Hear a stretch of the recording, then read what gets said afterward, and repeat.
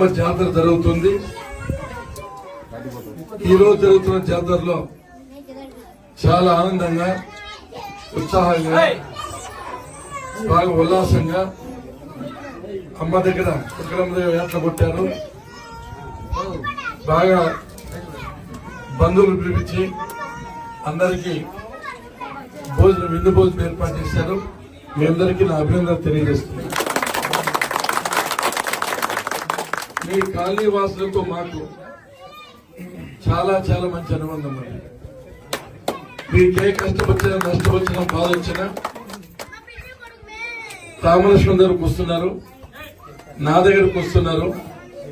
మేము అన్ని వేళ మా చేతన సహాయం మీకు అన్ని విధాలు అందిస్తున్నామని చెప్పి ఈ సందర్భంగా మీకు ఈ దేవాలయ నిర్మాణం కానీ, ఈ కాంపౌండ్ వాల్ కానీ, ఇక్కడ వేసిన రోడ్స్ కానీ, తాగునీటి సౌకర్యం కానీ, మీరు కొట్లాడుకున్నప్పుడు సమస్యల పరిష్కారం చేయడం కానీ ముందరుండి మీ అందరికీ మేము కుటుంబ సభ్యులు మాత్రమే చాలా బాగా సాయం చేస్తాం.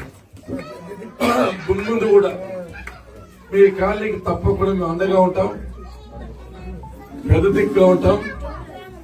మీ కష్టాల్లో అన్నిట్లో కూడా భాగం పంచుకుంటాం. మీకు అన్ని విధాలుగా సహాయ సహకారాలు ఇస్తామని చెప్పి ఈ సందర్భంగా మీకు గుర్తు చేస్తున్నాం. ఈ కాలనీ వాసులు ఇంతలో రామారావు అడిగిన ఏమనగా ఉన్న సమస్యలు ఇక్కడ పైపులు ఎక్స్టెండ్ చేయాలా, నీళ్ళు నీటి వరకు వస్తున్నాయంటే తప్పకుండా పైపులు ఎక్స్టెండ్ చేస్తాం. వెన్న శ్రీరాములు వచ్చి పైన ఒక బోర్ వేస్తే బాగుందంటున్నాడు. తప్పకుండా ఆ బోర్ కూడా శాంక్షన్ చేసి మీరు తాగునీటి ఇబ్బంది లేకుండా చేస్తామని చెప్పి ఈ సందర్భంగా మిగిలిన రోడ్డు కూడా కంప్లీట్ చేస్తాం. సీసీ రోడ్డు మీకు ప్రత్యేకంగా తెలియజేస్తూ మీకు రెండే సలహాలు ఇస్తున్నాం. ఒకటి, దయచేసి